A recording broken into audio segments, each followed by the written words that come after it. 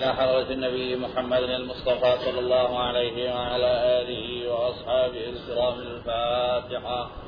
أعوذ بالله من الشيطان الرجيم. بسم الله الرحمن الرحيم. الحمد لله رب العالمين الرحمن الرحيم.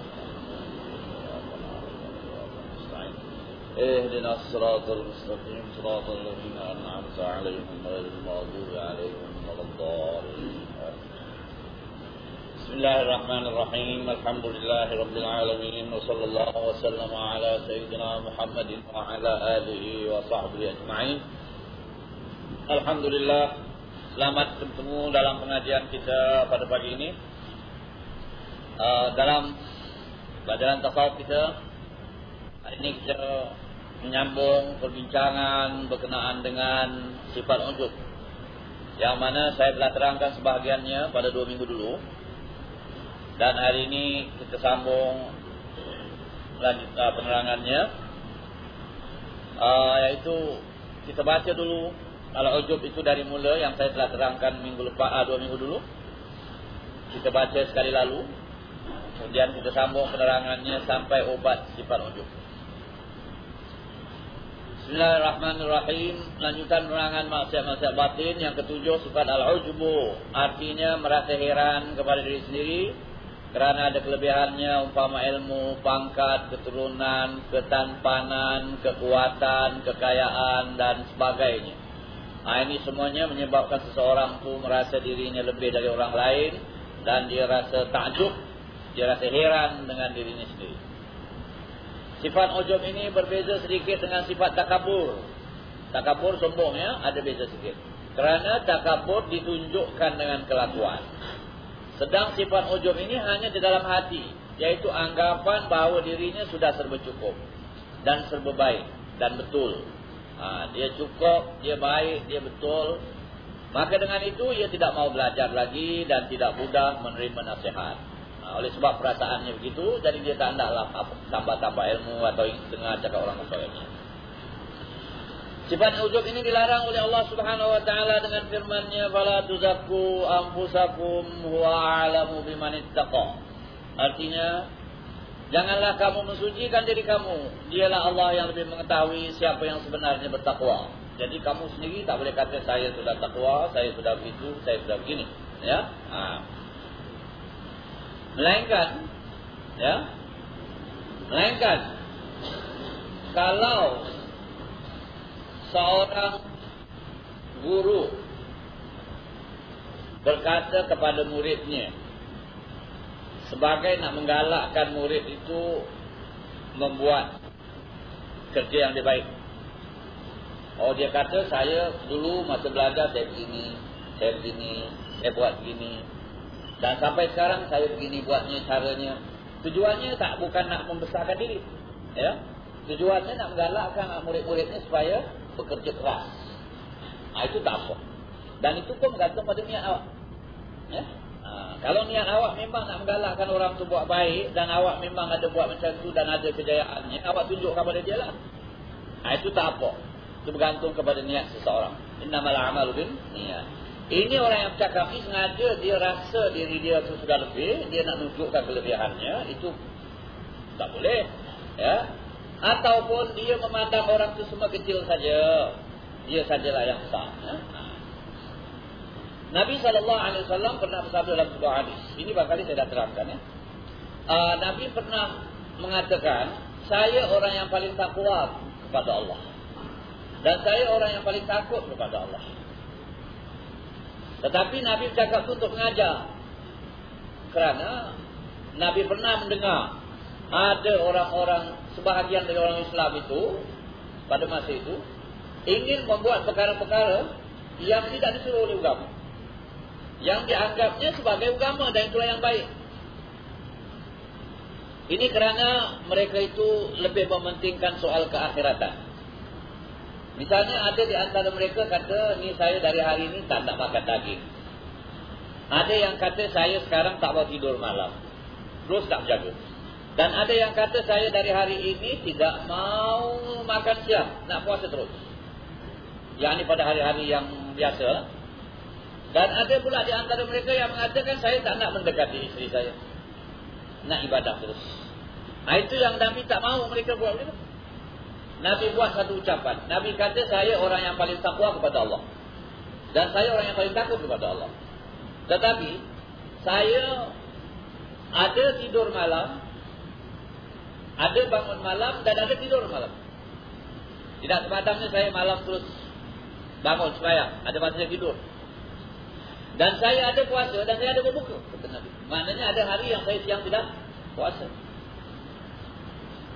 Dan saya mendekati sisi saya. Barang siapa yang tak ikut sunnah saya, bukan dari golongan saya, kata Nabi SAW. Cuma di sini saya nak cakapkan tadi apa dia, iaitu Nabi kata saya paling takut pada Allah.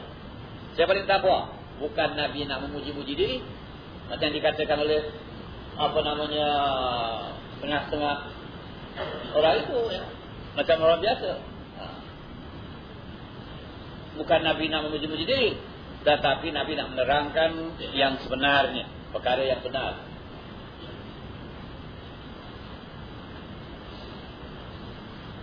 Dan firman-Nya Azza wa Jalla lagi, wa yawma Hunainin idza a'jabatkum kathratukum falam tughni 'ankum syai'a. Artinya ingatlah peristiwa pada hari Hunain, ini sudah saya terangkan dia, perang Hunain. Kerana kamu merasa heran dengan sebab ramainya bilangan kamu, tetapi tidak menguntungkan kamu sedikit juga pun. Sabda Nabi sallallahu alaihi wasallam, "Salatun muhlikat, syuhhun muta'un, wa hawan muttaba'un, wa i'jabul mar'i bi nafsihi." Artinya 3 perkara ini membinasakan, yaitu sifat lokik yang diikut-ikutkan, hawa nafsu yang dituruti, dan sifat seseorang yang herankan dirinya sendiri. Itu ujub, ya, herankan dirinya sendiri. Daripada sifat ujub ini akan timbul pula satu sifat lagi yang dinamakan idlal, yaitu merasa dirinya mesti mendapat balasan baik. Mesti itu. Dia kata macam aku mesti masuk surga. Itu namanya idlal. Atau kemuliaan di sisi Allah, hingga ia merasa aman daripada azab Allah. Dia rasa dia di sisi Allah mulia, dia di sisi Allah bagus, Allah sayangkan dia, dia rasa begitu, rasa.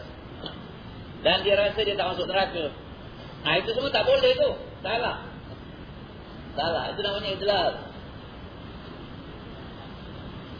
Tapi bukan pula makna macam aku ni tentu masuk neraka, tidak. Bukan begitu. Maknanya harap mudah-mudahan Allah Ta'ala beri rahmat, ya. Yang kita harapkan hanyalah rahmat Allah Ta'ala.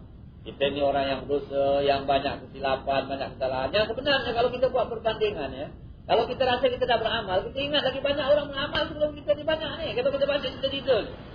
Oleh sebab itu kita kena ilmu. Ada orang jahil, dia fikir dia lah yang paling bagus. Dia tak tahu ada banyak orang bagus-bagus lagi. Dia lah dah banyak amal. Ada banyak orang lebih amal lagi. Dia lah dah banyak sedekah. Ada orang lebih banyak bersedekah lagi. Jadi dia kena tengok. Jadi kalau dia tengok, dia dapati dia dosa. Ya, jangan dia rasa dia yang paling banyak. Ya. Rasa aman dari azab Allah. Adapun orang yang merasa senang dengan nikmat Allah, ini dia, ini lain sikit.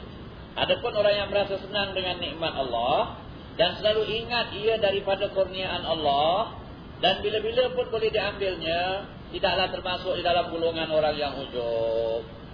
Jadi kat situ kita kena faham, kalau dia ingat, alhamdulillah aku ni dapat nikmat, syukurlah pada Allah. Tapi nikmat ni tak mesti selalu ada masa tak ada. Alhamdulillah. Kalau ada, alhamdulillah. Tak ada pun tak apa. Itu bagus. Itu bukan ujub. Yang ujub ni dia lupa bahawa itu datang dari Allah. Dan dia rasa dia tak boleh jadi susah. Jadi dia selalu ingatkan kekurangan-kekurangan. Kita hamba ni mesti ingat kekurangan kita. Jangan ingatkan kelebihan-kelebihan kita. Ingatkan kekurangan kita. Kita mesti banyak kekurangan. Ya?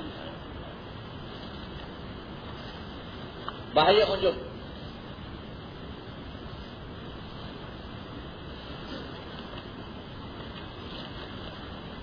Bahaya ujub banyak sekali. Kerana ujub akan membawa kepada sifat sombong. Mula-mula dia tak cakap. Dia tidak menunjukkan. Dia rasa dalam diri dia, aku lebih baik, aku lebih bagus. Mula-mula dia tak tunjuk. Kemudian dia rasa aku mesti tunjukkan. Itu datang. Nanti dia tunjuk dengan kelakuan dia. Kalau ada orang-orang yang dia rasa tak setaraf dengan dia, tak ada dia cakap dengan dia. Ini dah sombong.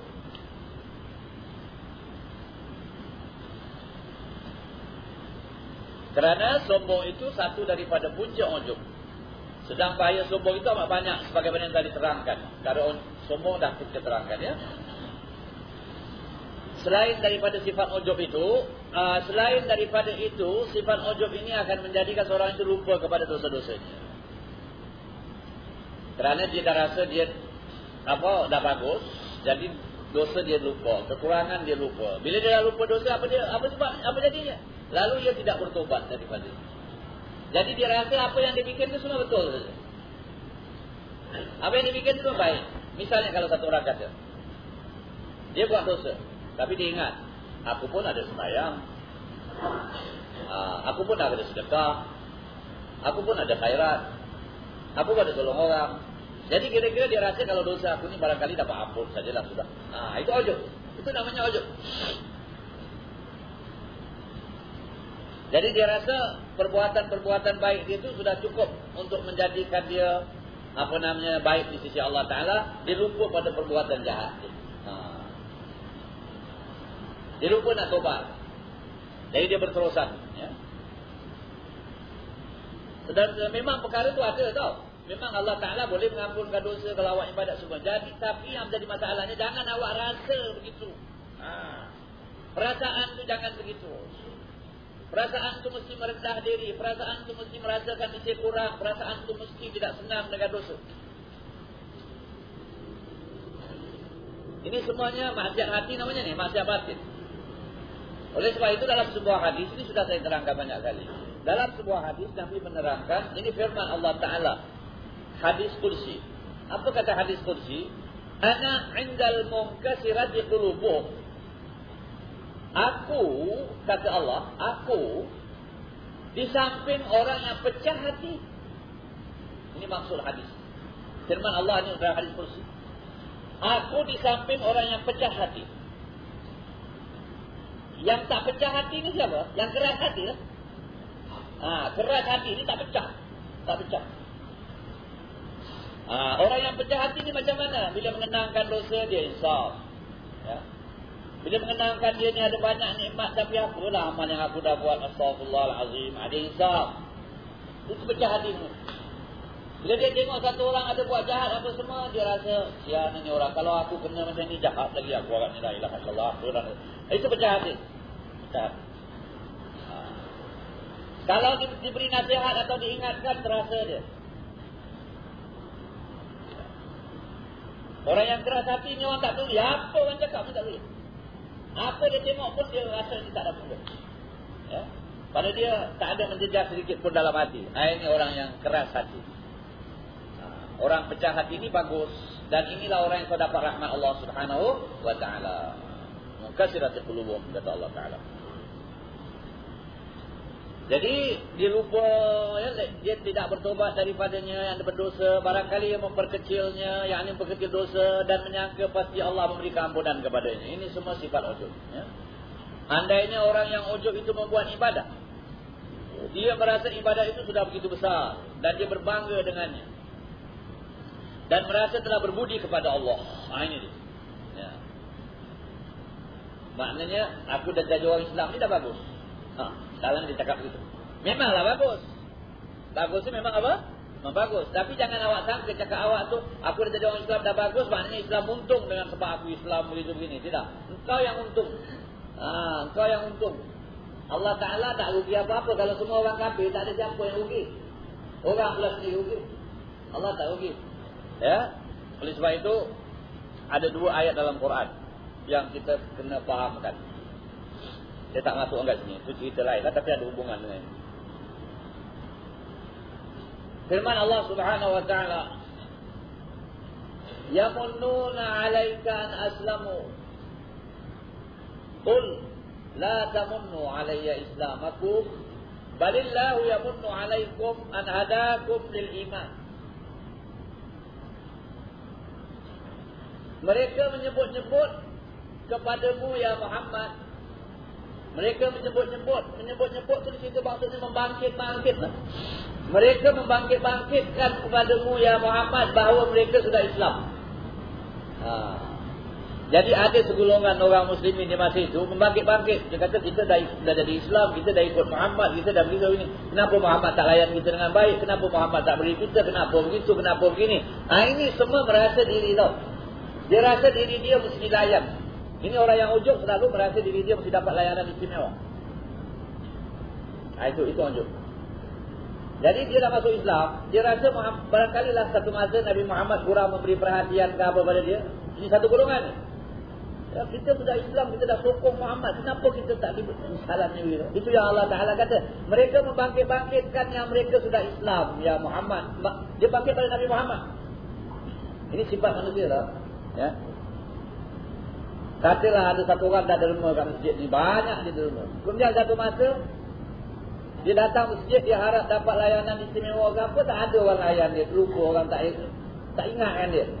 Itu dia datang. Aku ini macam punya jasa kat masjid ni. Itu begini satu benda pun tak ada apa benda. Ini ujub. Pasal dia rasa dia sudah berjasa. Dan jasanya mesti dia apa? Dibalas. Jadi begitu. Dia dengan Nabi Muhammad di satu golongan. Ya mununa alaika an aslamu. Kata ya Muhammad, qul la tamunnu alayya islamakum.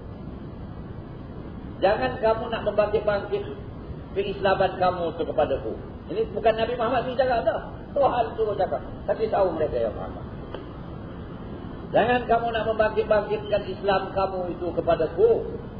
Tetapi ingat, Allah telah memberi kurnia kepadamu sampai kamu jadi orang Islam. Ini balasannya di mana? Balasan akhirat tu kan? Kamu dapat Islam tu dah untung besar. Kamu dapat hidayah daripada Allah Ta'ala menjadi orang Islam yang kamu akan dapat nikmat di akhirat. Kalau tidak kamu tempat neraka. Na'udzubillah min zalik. Itu dia. Jadi situ kita ingat. Kita tidak berbudi pada Allah. Tapi Allah berbudi kepada kita. Kita membantu Islam, menyokong Islam, mengorbankan diri untuk Islam apa semua. Ingat, kerana nikmat Allah Ta'ala dah jadikan kita muslimin, mukminin yang akan menyelamatkan kita di akhirat kelak. Jadi syukurnya selalu kepada Allah. Alhamdulillah. Segala puji bagi Allah kerana dah hidayatkan kita kepada iman. Sebab Allah Ta'ala kata, qul, beritahu mereka ya Muhammad, balillah, la tamunnu alayya islamakum. Jangan kamu bangkit-bangkit yang kamu sudah Islam, tetapi hendaklah kamu ingat kepada Allah yang telah mengurniakan kepada kamu menjadi Islam dan menjadi beriman. Syukur itu nikmat. Oleh sebab itu, kita bersyukur kepada Allah atas nikmat Islam dan berterima kasih kepada Nabi Muhammad sallallahu alaihi wasallam atas pimpinannya kepada kita. Inilah pendirian kita. Ini satu ayat Allah Ta'ala terangkan. Kemudian lagi satu ayat Allah Ta'ala kata, wa ma Muhammadun illa rasulun qad khalat min qablihi ar-rusul afa imma ta'aw qutilan qalabtum ala aqabikum wa man yanqalib ala aqibaihi falan yadurra Allah syai'a wa sayajzillahu asy-syakirin. Ini firman Allah Ta'ala ya. Wa ma Muhammadun illa rasul. Muhammad itu tidak lain melainkan seorang rasul. Qad khalat min qablihi ar-rusul. Telah lalu beberapa orang rasul sebelumnya. Ini ayat diturunkan kerana menerangkan kedudukan atau menerangkan satu peristiwa kalahnya orang-orang Islam dalam perang Uhud. Ya, ini saya ceritakan. Dalam perang Uhud orang Islam kalah. Pada mulanya hampir-hampir menang. Kemudian kerana kesilapan sebahagian daripada kaum muslimin menimba kekalahan. Dan Nabi SAW pun luka dalam peperangan itu. Ya. Dan termasuk dalam sebuah lubang yang digali oleh kaum musyrikin. Dan sampai ada berita-berita angin, kononnya Nabi Muhammad terbunuh. Jadi dalam masa keadaan begitu berkecamuk pada masa itu, ada berita angin yang mengatakan Nabi Muhammad terbunuh. Ada sebahagian dari orang Islam yang merasakan kalau Nabi Muhammad sudah terbunuh, sudahlah kita tak usah lagi Islam, kita ikut saja Abu Sufyan balik ke Nabi kita. Nak berpaling kadang. Kerana mereka sudah begitu rasa susahan benar dalam kekalahan itu. Jadi di sini menunjukkan bahawa iman mereka itu sebenarnya ada yang belum tetap. Hampir mereka balik. Ada yang dah buat rancangan. Kita jumpa Abu Sufyan, kita damai saja. Abu Sufyan tu pada masa itu dia kafir, memimpin tentera. Tapi ada yang bertahan terus.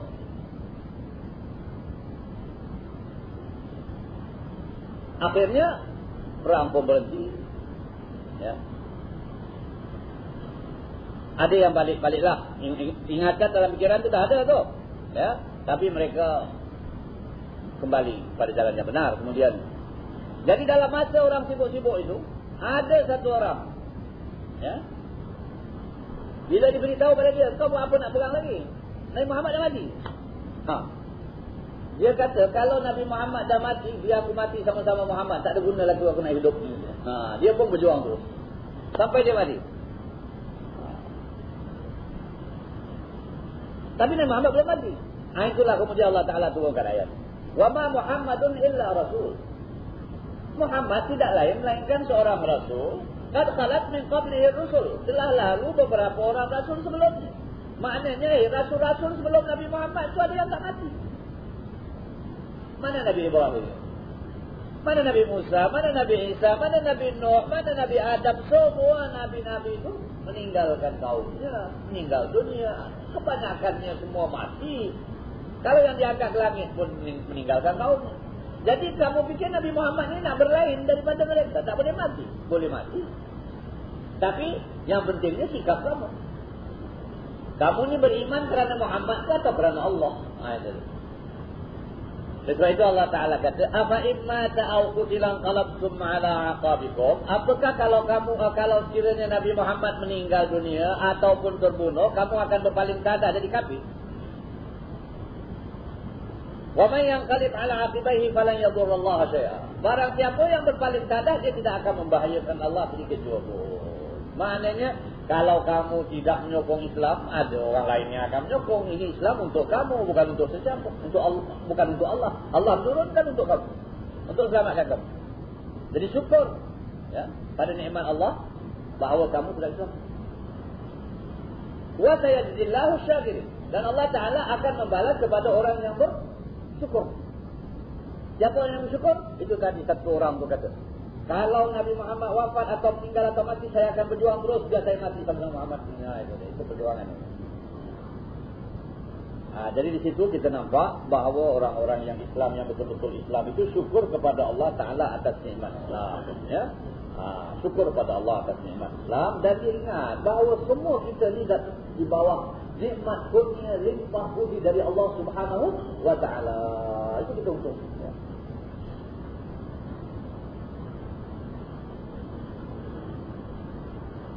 Sedang ia lupa, ya. Saya ulangi tadi, andainya orang yang ujub itu membuat ibadat, dia merasa ibadat sudah begitu besar. Ibadat itu sudah begitu besar. Dan dia berbangga dengannya.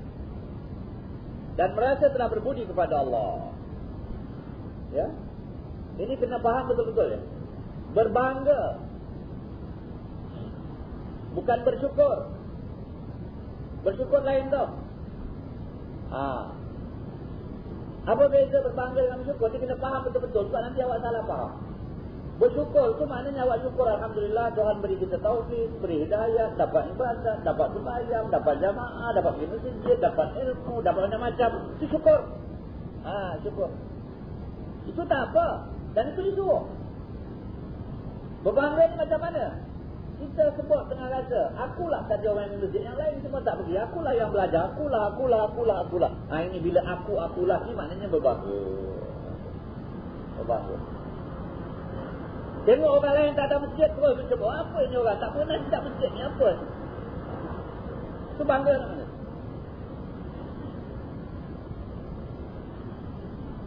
Jumpa satu orang tak pernah belajar, inilah jahil punya ni, merakab satu benda tak tahu, bahlul. Ini bangga ni awak. Buat apa cakap itu? Jangan. Awak tengok orang yang kurang dari awak syukur pada Allah. Dan awak doa mudah-mudahan dia dapat pimpinan. Dan kita tak tahu, mungkin dia selamat, kita tak selamat, belum tahu. Semua akhirat. Sebab itu Tuhan kata tadi, jangan puji diri kamu. Tuhan saja yang tahu siapa yang lebih bertakwa. Dan lebih dahsyat lagi orang yang tak pergi masjid, tak sembahyang, tak ibadah ni dia berbangga. Ini semua ni apa dia tak guna satu sen pun. Pergi masjid pun tak ada guna dia bilang hidup ini. Ini pun sama juga. Bukan dia tu betul. Dia pun tak betul. Lagi dahsyat dia. Dia dah tak nak pergi. Dia pergi konten pula orang yang begini. Itu lagi tak betul. Dua-dua tak betul kalau macam ni. Yang ini berbangga, yang ini pun berbangga. Aku duduk kat sini lagi bangga. Itu semua tak insaf diri. Cakap-cakap itu yang sebenarnya menunjukkan dia rasa dialah yang bagus. Jangan selalu bercakap-cakap yang menunjukkan awaklah yang bagus, yang orang semua tak bagus. Itu jangan. Itulah yang sebenar-benarnya ujub atau kibir atau kibir. Bila awak cakap, awak nak tunjukkan awak bagus. Jangan. Orang yang dalam masjid pun cakap tunjukkan dia bagus. Orang alim pun cakap tunjukkan dia yang bagus. Dan orang yang kat kedai kopi tu pun tunjukkan diri dia lah yang bagus. Jangan dia bagus. Pasal apa? Ini orang duduk ni semua cari kesalahan orang. Dia cari apa? Kesalahan orang. Orang-orang yang macam ini kalau nampak satu orang buat salah, dia akan besarkan. Dia akan apa?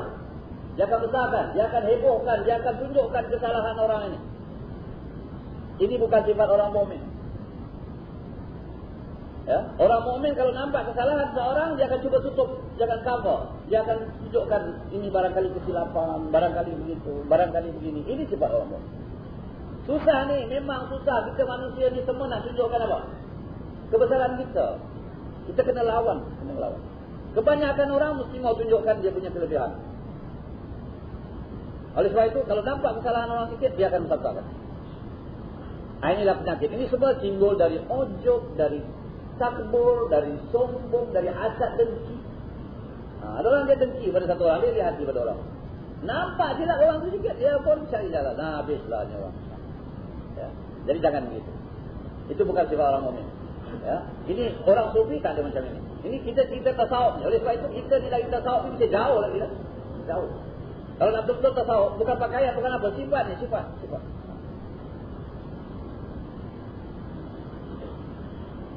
Ini yang susah. Dan ada pula setengah orang tu tak mau tunjukkan kemuliaan orang lain. Kalau orang tu mulia, dia selalu boleh nak cover. Tak mau tunjukkan kemuliaan tu. Dan ada setengah orang dia ada sifat. Jangan besar-besarkan sangat dia ni. Jangan muliakan. Buat apa nak muliakan dia? Sudah, dosa. Itu pun satu perkara. Dan kadang-kadang orang tu memang mulia. Dia tak mau muliakan. Pasal dia nak tunjukkan dia lebih mulia. Ini pun kita kena jaga. Inilah adab sopan dalam Islam ni banyak, ya. Orang yang mulia kita muliakan. Orang yang tak mulia pun kalau dia tak ada kekurangan tu tak kita hinakan. Buat apa kita ini? Kalau ada kekurangan pun tak kita hinakan. Jadi ini kita kena jaga. Berilah setiap orang itu akan haknya, ya. Satu orang dah haji. Ada orang kata, kenapa orang haji mesti panggil Tuan Haji? Atau menyebut nama haji dia? Apa salahnya kalau awak sebut orang tu dah memang haji, awak sebut dia haji, apa salahnya? Tak apalah. Orang tu memang dia keturunan baik-baik, dia tengku, sebutlah tengku, dia apa salahnya? Tak apalah. Hormat pada dia, tak apa. Senangkan hati dia. Tapi dia selamat tak mau dia. Buat apa? Dosa pakai haji dia tu. Ngada-ngada nak haji, bawa. Bukan dengki pada dia. Atau apa, orang tu Tuan Syed. Jangan taruh nama Syed dia. Jangan taruh nama tengku dia. Jangan taruh nak buat apa tu begitu. Salah tu sikap kita. Dan si Syed ni pun janganlah. Kau mesti taruh. Janganlah. Yang haji pun itu kau mesti taruh. Jangan. Jadi saling hormat menghormati. Jangan kita yang punya diri meminta. Dan jangan pula yang tak ada pangkat tu merasa dengki. Jangan taruh pangkat. Jangan. Inilah yang mesti berbaik-baik antara satu sama. Awak yang punya pangkat jangan diminta, minta taruh pangkat. Tapi oleh sebab ada setengah orang tu dia rasa marah dengan orang yang ada pangkat ni semua. Orang yang ada pangkat pun kata kau tak hormat aku tak boleh buat. Dah. Jadi perang kan. Perang. Inilah semua yang kita nak jaga. Saling hormat menghormati. Hilangkan dendam kesumat dalam hati. Jangan taruh sebarang dengki terhadap manusia. Jangan taruh sebarang rasa dalam hati yang awak lebih baik dari dia. Siapa yang baik kita bilang dia baik. Alhamdulillah. Orang bilang kita tak baik pun alhamdulillah, kalau kita baik di sisi Allah Taala cukup. Sebab itu ada seorang sufi itu berdoa, dia kata, ya Allah, biarlah aku dipandang rendah di sisi hamba-hambamu, tapi mulia di sisimu ya Allah. Dia ni minta, biar aku dipandang rendah di kalangan manusia, tapi mulia di sisimu ya Allah. Engkau muliakan aku, kau tahu aku, kau beri aku nikmat. Tapi janganlah aku mulia di depan orang ramai, tapi meskipun kau aku hina. Rugilah kalau Tuhan dah tak pandang kita. Sebab ada orang-orang di hari kiamat nanti, Allah Ta'ala kata, wala yanzuru ilaihim wala yukallimuhum. Allah Ta'ala tak tengok pada mereka, dan Allah tak cakap pun dengan mereka. Ini satu azab bagi orang-orang yang hidup di akhirat. Orang yang dapat nikmat, orang yang Tuhan tengok. Tengok tu maknanya apa? Tengok dengan rasa kasih sayang, dengan rahmat, dengan apa, dan Tuhan cakap pula dengan dia. Itu nikmat. Nikmat. Macam kita kalau dekat dunia ni kan, kalau ada satu orang yang kita muliakan atau kita senang hati kalau cakap dengan kita, kalau kita tak mau cakap dengan kita, pandang pun tak ada, kita pun kata, ya Allah, dia pandang pun tak ada dengan aku, Tuhan negara ya. Kata tak rasa hati itu bukan? Kita harap-harap dia cakap dengan kita, dia pandang kita, dia salam kita ke apa, dia tengok mata. Apa lagi pula kalau dia kata, aku sebelah mata tak tengok kau.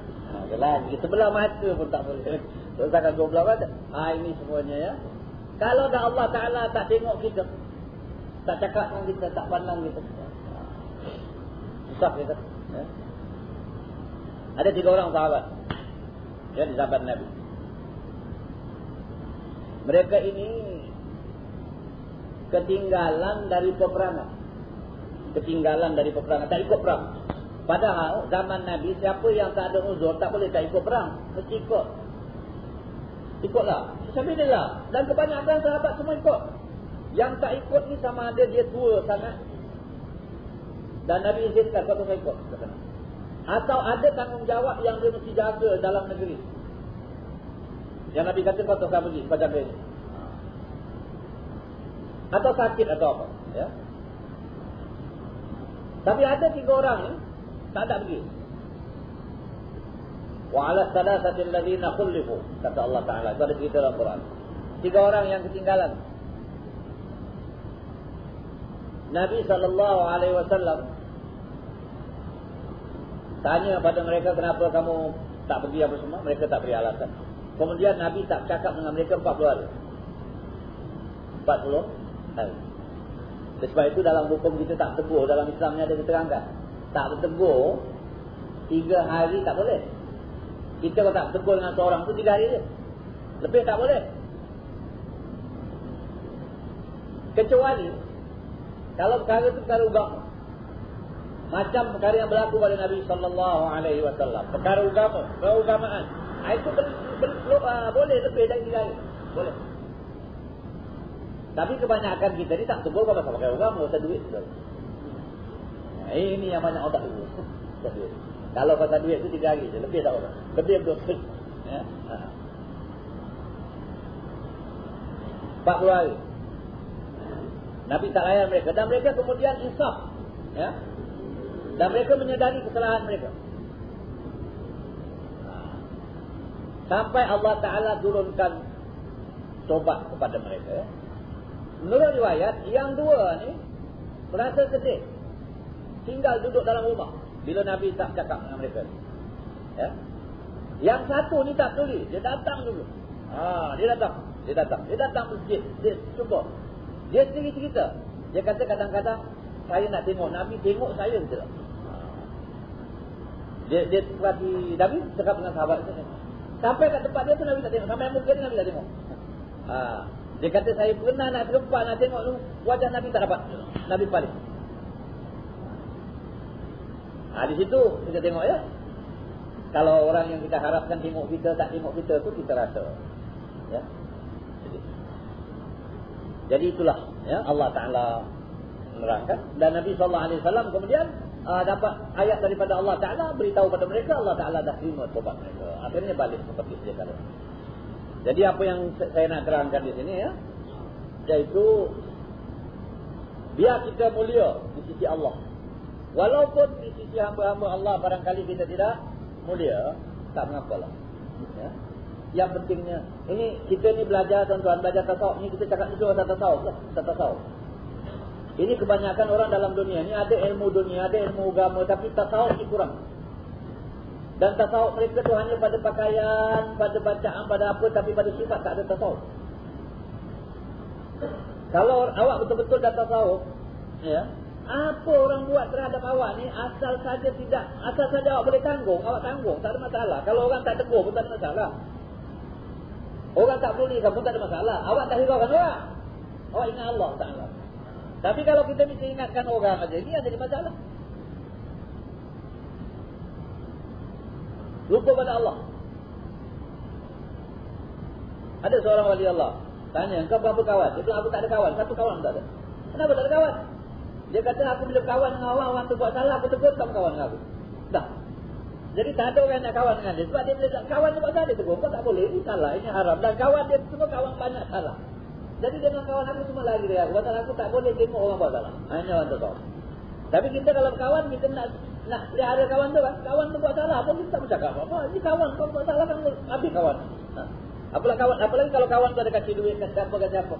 Ini penyakit.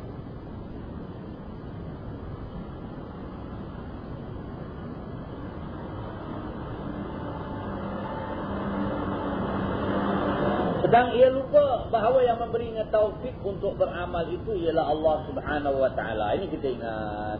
Kalau Allah Taala tak lorongkan awak datang kemari, awak tak datang. Kalau Allah tak tolong awak buat perkara ini, awak tak terbuat. Jadi tak? Kalau Allah Taala tak kuatkan badan awak untuk buat ini, awak tak boleh buat. Semua dari Allah. Oleh sebab itu kita kena ingat, iyyaka na'budu wa iyyaka nasta'in. Kepada engkau kami menyembah dan kepada engkau kami minta pertolongan. Dengan ujubnya tadi, ia pun tidak nampak bahaya-bahayanya. Jadi dia tak nampak bahaya sombong, bahaya hasad, bahaya dengki, semua tak nampak. Pasal dia dah rasa diri dia dah lebih dari orang lain. Ini penyakitnya. Dan dia tak nampak bahaya amal-amal dia tadi tu.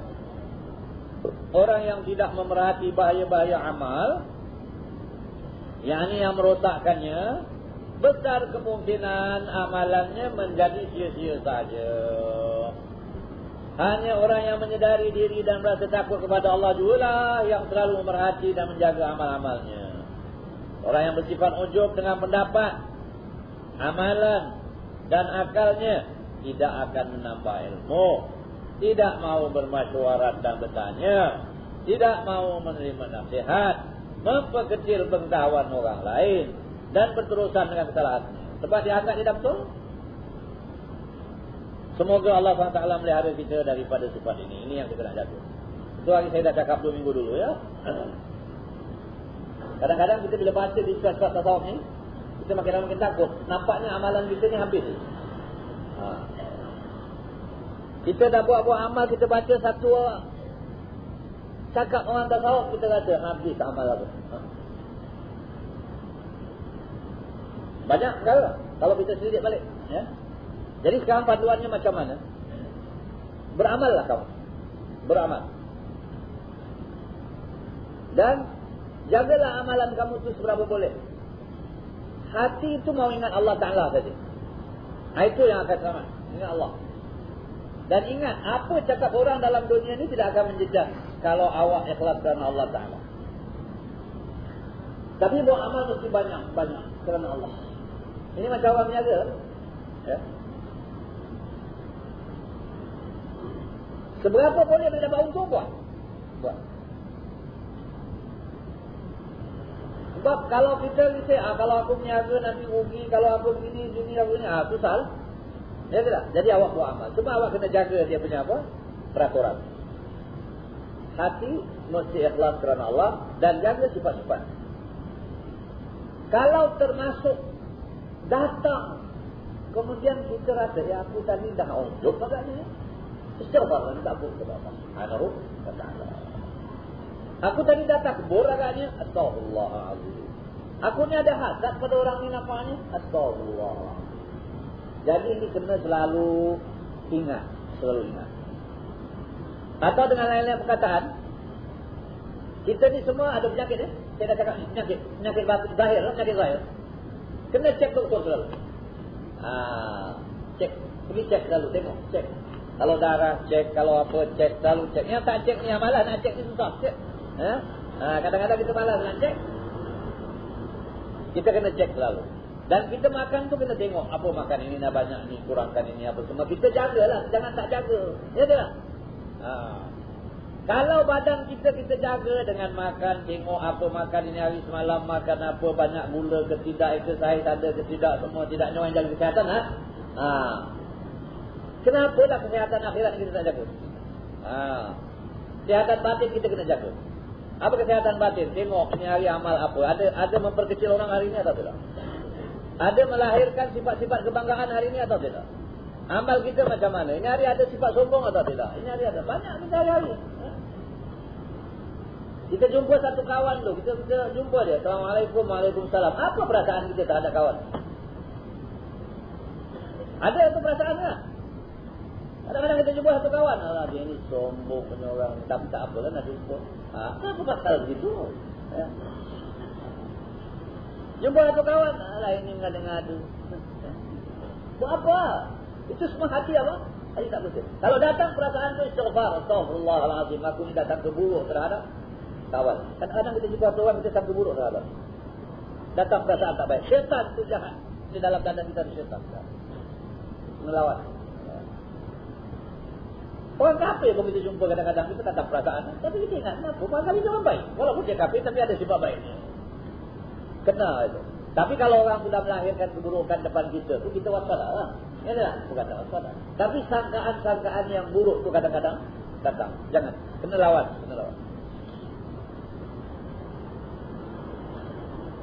Obat sifat ujub. Ini kita belum terangkan ya. Sekali baru sampai sini saja saya kira.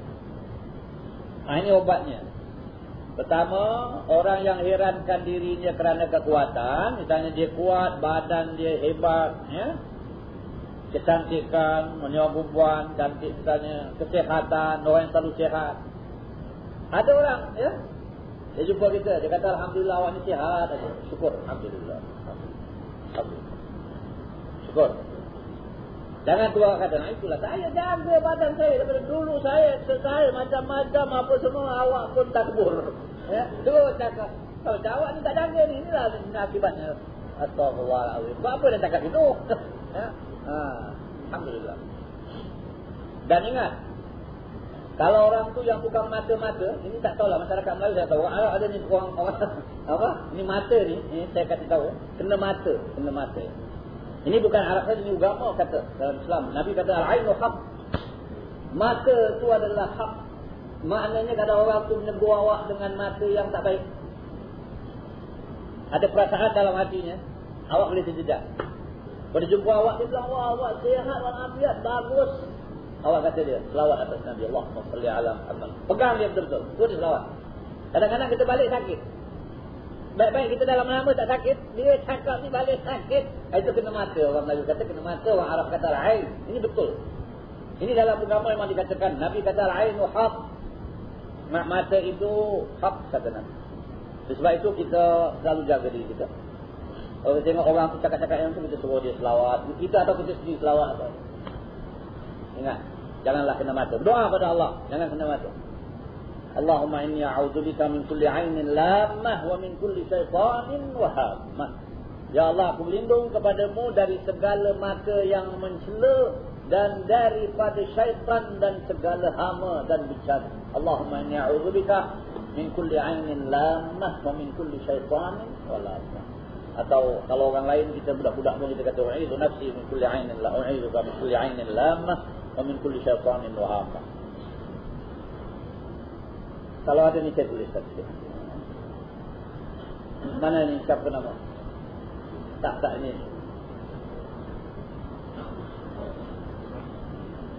Ya, hendaklah ingat kepada jadi kalau orang tu bangga diri dengan sebab kekuatan, ya, kecantikan, kesihatan dan sebagainya, jadi obatnya macam mana? Ya? Obatnya macam mana?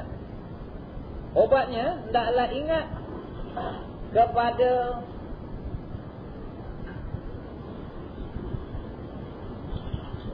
tak nanti kita itu.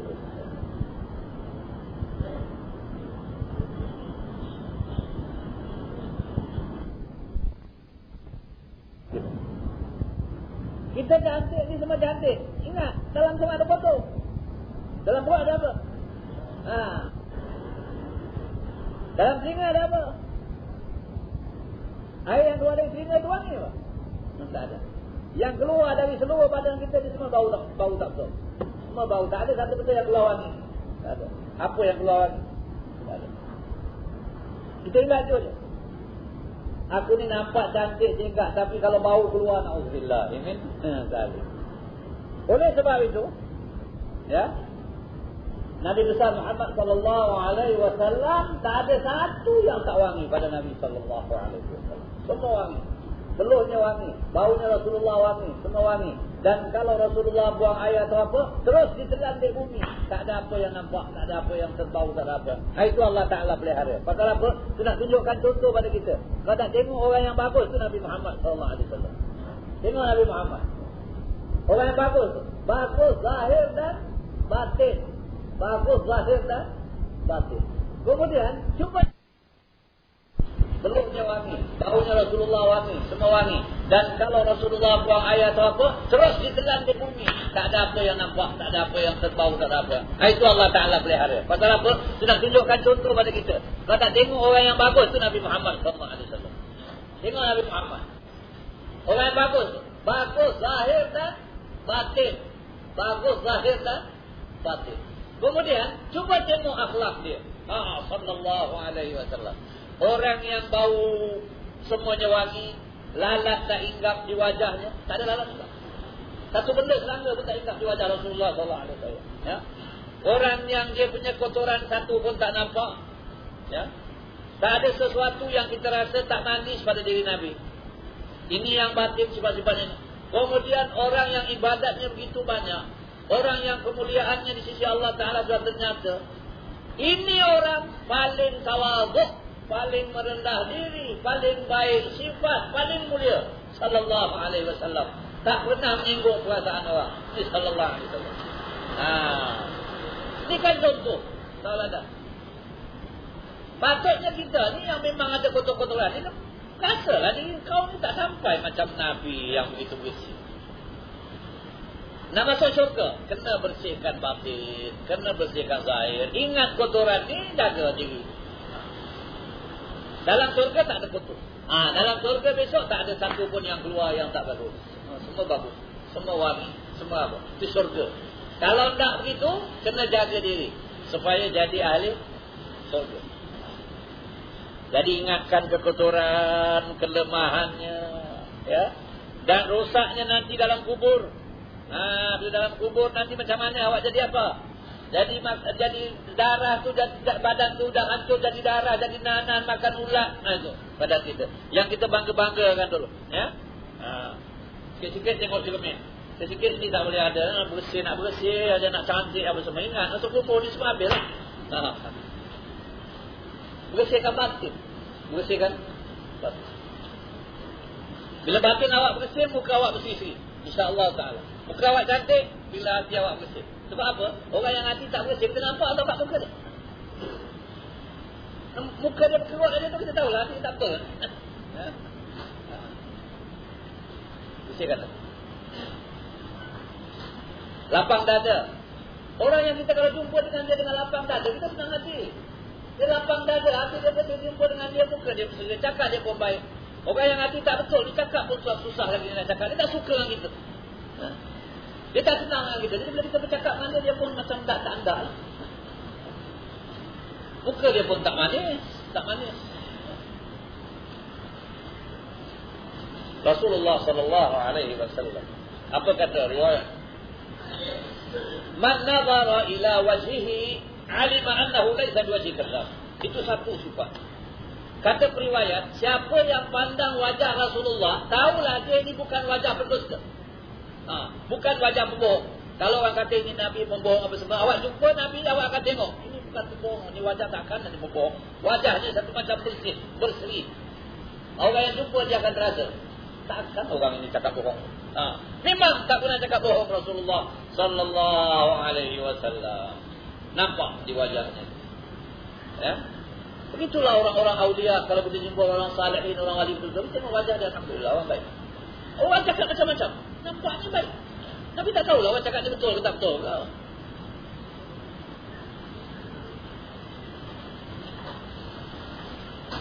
Yang kedua, orang yang heran dirinya kerana kesempurnaan akal fikiran. Wah, dia kata dia orang pandai, fikirannya selalu betul, bijak. Hendaklah ingat, apabila ia ditimpa sedikit penyakit, ia tidak lagi mampu berfikir.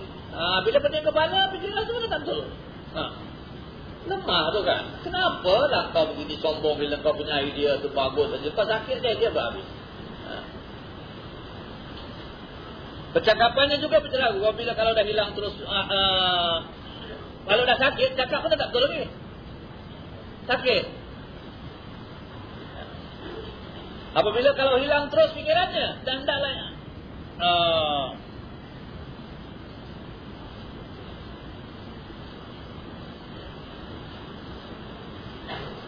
Apalagi, bukan apabila, itu salah tu ya. Apabila itu ditukar dengan apa lagi, ini selalu silap.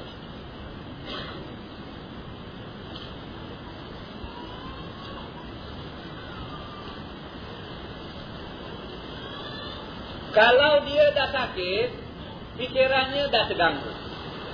Jadi fikirannya itu tak betul lagi. Ya. Apalagi kalau hilang terus fikirannya. Habis lah. Dan nyanyuk. Dulu orangnya alim besar, pandai, dah tua nyanyuk. Cakap yang kau bukan dah. Ya tidak? Dah makin tua, fikiran makin kurang. Nyanyuk nanti. Oleh sebab itu Nabi SAW selalu berdoa pada Allah Ta'ala. Ya Allah, janganlah disampaikan aku kepada umur terlalu tua. Wa'udzubika an uradda ila ardhalil umur. Aku minta kepadamu ya Allah, jangan aku sampai umur yang terlalu tua. Sebab kalau umur dah terlalu tua, badan dah tak kuat, fikiran dah tak tentu arah, keadaan susah. Awak susah, orang pun susah. Terlalu tua. Kalau terlalu tua, fikiran waras, badan sihat, alhamdulillah. Jadi ini kita kena jaga. Ya? Saya tak tahu. Ada orang kata, ya, ini presiden-presiden dunia ni, ya, macam presiden Amerika, presiden Rusia, presiden apa ni, ya, yang buat keputusan dunia ni lah. Dia sign aja, macam kita boleh berlaku. Katanya, wallahualam, saya dengar abang kalian orang terbaca lah, orang cerita. Setiap hari kalau dia nak pergi ofis, diperiksa doktor. Periksa. Tengok dia punya temperature, tengok dia punya badan, tengok dia punya apa. Sebab kalau fikiran dia dah terganggu atau badan tak apa ke dia sains, nanti tak tahu arah apa jadi dunia ni. Begitu, pasal dia ada tu, dia punya sains, dia bilang buat. Bukan. Ini kegilaan ketua-ketua dunia ni, pemimpin dunia. Jadi kena cek. Dia mesti normal betul-betul. Tahu begitu dia. Tak ada sihat, tak sihat. Rehat. Sebab kalau badan terganggu nanti macam kita dulu. Hakim juga dalam Islam, hakim tak boleh menghukum masa dia terlalu marah. Tak boleh. Dan tak boleh juga menghukum masa dia terlalu suka. Dia ni hari gembira, tentang apa hadiah dia dapat, ya? Senang hati, dia masuk mahkamah, orang salah pun dia maafkan. Habis faham? Okey, nyari buang kes semua kita, nyanyi habis kerja, ya? Pasal dah terlalu apa? Terlalu gembira tak boleh. Ini dalam kitab kita sebut tau, dalam kitab fikihnya lah. Terlalu gembira tak boleh, terlalu marah tak boleh, terlalu kenyang tak boleh. Sebab kenyang kepala jadi tak betul, ngantuk, tak nampak hukum betul tak betul. Terlalu kenyang tak boleh, terlalu lapar tak boleh. Itu hakim yang tak mengeluarkan hukum, yang tak menjatuhkan hukum dalam Islam. Kalau ni dua orang berbicara, dia terasa kalau orang ni menang agak bagus juga, ya, terasa macam itu, tak adil, stop, berhenti, tak boleh. Perasaan sudah datang. Perasaan. Subhanallah, itu hukum Islam. Dia mesti hukum dengan keadaan dia betul-betul senang. Pasal apa? Kita fikiran tak tenang. Semacam perkara. Jadi kita ingat itulah. Ingat tu, kita punya ilmu ni semua rosak kalau fikiran kita tidak tenang. Siapa yang jaga fikiran kita, jaga akal kita? Allah Subhanahu wa ta'ala. Ingat pada Allah Subhanahu wa ta'ala. Selalu oleh sebab itu, selalu minta pada Allah. Hakim kalau nak menghukum, dia kata, Allahumma arinal haqqa haqqan warzuqna ittiba'ah. Wa arinal batila batilan warzuqna ijtinabah. Ya Allah, tunjukkan kami yang hak itu hak, biar kami hukum dengan. Dan tunjukkan kami yang batil itu batil, yang salah itu salah, supaya kami dapat menghindarkan. Kalau hakim-hakim yang saleh, sebelum dia pergi mahkamah, dia sembahyang dulu, istikharah, minta pada Allah, minta tunjuk. Sebab kita tak tahu, Allah Ta'ala yang tahu. Jadi minta Allah Ta'ala tunjukkan. Kalau Allah Ta'ala dah tunjukkan, insyaAllah. Jadi kalau hakim tak saleh, ketua tak saleh, pemerintah tak saleh, tak ingat pada Allah, ini yang jadi masalah dalam dunia.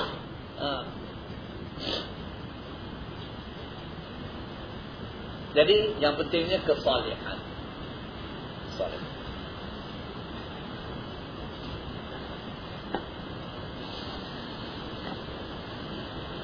Dan hendaklah ia beringat, orang ni mesti beringat bahawa tidak semua perkara diketahuinya.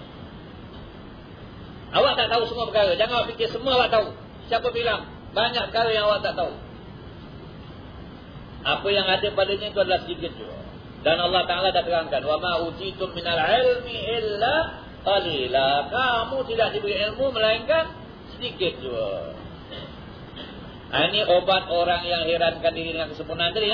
Ingat bahawa ilmu kita sikit, pikiran kita boleh terganggu. Jadi jangan heran, jangan besar diri, jangan takjub. Yang ketiga, orang yang herankan keturunannya yang baik, hendaklah beringat bahawa kalau ia tidak mengikut jalan datuk neneknya yang baik itu dan tidak beramal, tidaklah akan menguntungkannya keturunannya. Kalau ia masuk ke neraka di akhirat kelak, samalah sahaja dia dengan makhluk yang hina itu yang menjadi penghuni neraka. Hanya orang bangga keturunan. Keturunan apa? Orang alim-alim belaka. Keturunan apa? Orang baik-baik. Banyak wali-wali, banyak apa. Dia berbangga dengan keturunannya sedang dia tak beramal. Ya, bangga je. Tak untungkan keturunan itu, tak akan dapat awak apa-apa. Ya? Bila masuk neraka, awak samalah dengan orang lain lagi. Yang lebih hina dari awak dalam dunia dulu pun masuk neraka sama taraf dengan awak. Jadi ingat, keturunan tidak dapat menolong awak. Awak mesti jadi orang baik. Dan kalau awak dengan baik itu pula berbangga lagi dengan keturunan awak, awak jaga. Tak menguntungkan awak. Tapi syukur nikmat atas dapat keturunan baik-baik itu bagus. Alhamdulillah lah, orang kita baik-baik, bagus-bagus, syukur pada Allah Ta'ala. Tapi kita jadi baik. Dan orang yang baik mesti lebih baik pada orang lain. Mesti lebih taat, mesti lebih hormat. Yang keempat, orang yang herankan dirinya kerana banyak harta. Ini banyak orang rasa begini, ya, harta banyak, aku orang kaya, keturunan aku semua kaya dari dulu sampai sekarang, makan tak habis. Dan ramai anak-anak, keluarga ramai. Ini memang jadi, apa namanya kita kata, jadi kebanggaan manusia ni. Hendaklah ingat bahawa semuanya itu tidak akan berguna di hari kiamat kelak. Yang mempunyai harta dan anak itu tidak beriman jika nanti saya ulangi. Orang yang herankan dirinya kerana banyak harta dan ramai anak-anak, hendaklah ingat bahawa semuanya itu tidak berguna di hari kiamat kalau yang mempunyai harta dan anak itu tidak beriman dan beramal saleh. Awak ada harta banyak, tapi harta itu habis kat dunia, tak buat amal dengan harta. Tak ada khairat, tak ada wakaf, tak ada penolong orang, tak ada apa. Rugilah, habis dunia je lah. Awak ada anak, tapi anak tidak saleh, anak tidak baik. Rugi ya? Dan kadang-kadang anak jadi beban pada kita. Itulah. Jadi kita tidak harus berbangga dengan orang lain, banyak anak, banyak harta, banyak apa semua. Melainkan kalau kita didik mereka itu dan uruskan harta itu dengan sebaik-baik. Itu pun kita ingat, harta dan anak ni siapa kasih? Allah kan. Apakah menjadikan awak kaya ni usaha awak. Bukan. Usaha sebenarnya spa. Tapi yang kasih siapa? Allah. Yang kasih Allah.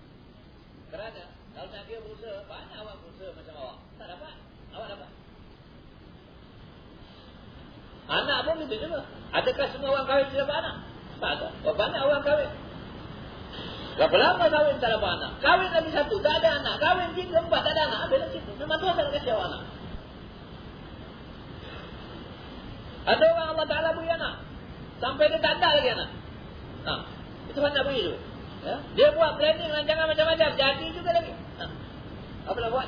Tuhan nak kasih. Jadi terima apa yang Allah Ta'ala kasih. Ya? Orang yang dapat tidak kasih ini kerana usaha aku, dan orang yang tak dapat bersyukur kepada Allah Ta'ala. Dan jangan berbangga dengan apa yang kamu dapat itu dengan arti kata bangga. Ini kasih beritahu ingat lagi. Bangga. Bangga tu beza dengan syukur. Bangga tu artinya cakap dengan besar diri. Dia orang tak ada anak. Memang benih tak ada anak. Dari dulu pun dia orang semua tak guna. Dia orang anak. Jadi mesti syukur pada Allah. Jadi kita nak syukur ni, kita tengok kekurangan-kekurangan kita. Kekurangan-kekurangan. Jadi saya nak doa, anak tuliskan doa tadi ya. Doa minta jauhkan dari kena mata. Kena mata. Ya. Al-ainu haq, kata Nabi. Mata tu haq. Jadi orang pandang kita dengan pandangan yang tidak baik. Oleh sebab itu, kalau nak elakkan daripada mata ni, kita jangan tunjukkan kebesaran dan kemegahan kita. Tunjukkan kekurangan-kekurangan kita. Misalnya, budak-budak kecil ya, kalau lahir dulu, budak tu comel, cantik. Nanti dia orang taruhkan, contengkan sikit, fotokan sikit, nak tutup dulu lah. Taruh kena mata. Kalau yang gemuk tu dipanggil kurus. Yang cantik tu dipanggil buruk. Buruk orang Melayu. Padahal dia cantik, nama dia buruk. Ya. Pasal apa? Jangan orang kenakan mata lah. Itu cara orang Melayu pula. Cara kita ni, cara Islam ni, kita jangan tunjukkan kebesaran dan kemegahan. Ya, orang dulu. Jadi kalau ini cerita orang dulu ni, kadang-kadang dia tak tunjukkan ini asalnya dari agama ke tidak. Ya? Tapi kadang-kadang dia tu dari agama. Cuma dia tak tunjukkan asal dari agama. Dia buat aja gitu. Dia kalau nak bikin rumah jadi cantik, adalah bahagian tu dia rosakkan sikit. Dia burukkan sikit. Oh lama ini kalau bikin gini kan bagus. Semua dah bagus, ni satu tak bagus. Itu yang dia mau. Ada satu tak bagus. Jangan semua bagus. Kalau semua bagus ni tak elok. Ya. Kita tak semua komplit bagus. Ini bukan kerja kita, manusia boleh komplit semua. Yang komplit semua bagus kerja Allah Subhanahu wa Ta'ala. Kerja kita ni ada kurang sikit. Jadi tak apa kita kurangkan sikit. Jangan nak komplit sekali. Sebab dia punya kaedah bila dah semua komplit, tinggal kurang saja lagi. Dan semua komplit dan tinggal kurang-kurang. Kalau belum komplit akan komplit. Ya. Ini dalam dunia kita tengok. Ya. Orang-orang yang sudah begitu senang hidupnya. Dah begitu apa dia tak dapat. Akhirnya apa? Tak ada benda lagi dia tak dapat. Akhirnya dia bunuh diri. Banyak. Orang yang kaya-kaya, orang yang besar, orang yang pandai-pandai, orang yang apa? Orang yang milioner-milioner ni atau orang-orang ahli hiburannya. Bintang-bintang filem yang lawan-lawan yang cantiknya semua. Ya. Akhirnya semua dia tak dapat. Tak ada benda dia tak. Jadi dia ni apa macam sekarang pun dah kita datang juara keadaan hidup. Tapi orang yang miskin ni dapat sikit lebih, syukur alhamdulillah. Mesti banyak lagi yang dia belum dapat. Tak apalah, tak apa. Tapi kalau orang beriman tidak, dia rasa ini nikmat yang aku dapat dalam dunia macam mana besar pun nikmat akhirat lagi besar. Ini kecil. Wa bal hayatud dunya illa mata'ul ghurur. Kehidupan dunia tidak lain macam benda yang menipu. Ya, kita ingat. Jadi bagi orang yang beriman, dunia ini kecil, dunia ini sikit. Sebab itu orang-orang sufi lain pandangannya pada dunia. Ya. Tak sama dengan pandangan kita semua. Dia dah sufi. Ya. Jadi ini doa kita tulis sikit ya. Itu mata. Itu mata yang tak baik. Dengan ada perasaan dengki. Perasaan tidak senang.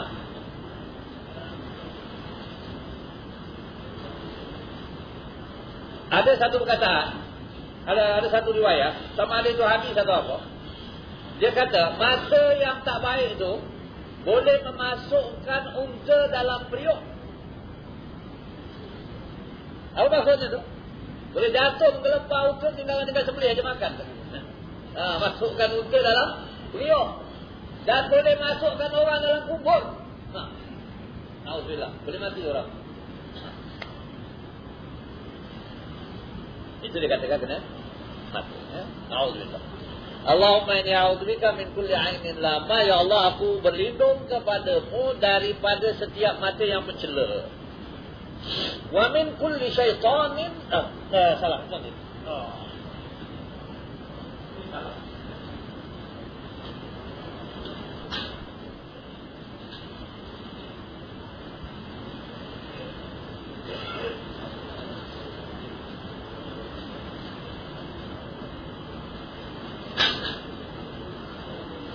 Wa min kulli syaitanin wa hammah, dan daripada segala syaitan dan segala hama. Hama ni dalam apa perkataan Arab disebut macam satu bahaya atau satu binatang atau satu apa sajalah hama. Orang Melayu kata hama. Barangkali percakapan hama dalam Melayu ni daripada hama. Ya, segala hama, segala benda-benda yang mengacau.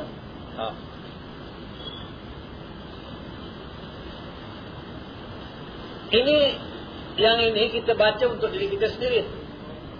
Yang di bawah tu kita nak baca untuk orang lain. Untuk budak-budak ke atau untuk anak-anak ke ya. Jadi kita baca bunyinya lain. U'izuka billahi.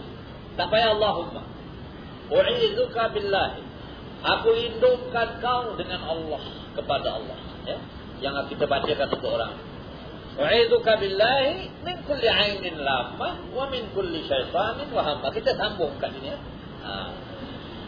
Jadi dipakai u'izuka billah. Kalau budak-budak ya kita bacakan ya. U'izuka billahi min kulli 'ainin lamah. Kalau budak tu budak perempuan pula kita kata u'izuki, atau orang perempuan u'izuki billahi min kulli 'ainin lamah wa min kulli syaitanin wa hamma.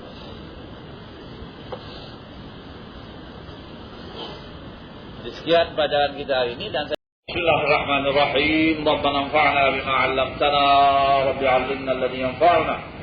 Rabbi faqihna wa faqih ahlana wa qarabatin lana fi dinina wa 'ala al-khutri unta wa dhakar.